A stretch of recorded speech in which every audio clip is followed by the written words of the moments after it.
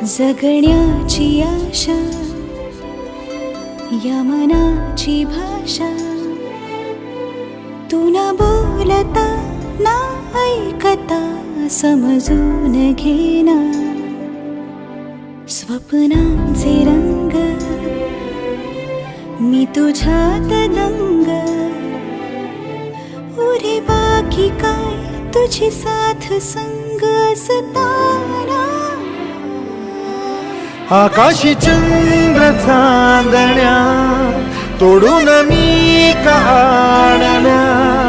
मनाचा पाळणा करू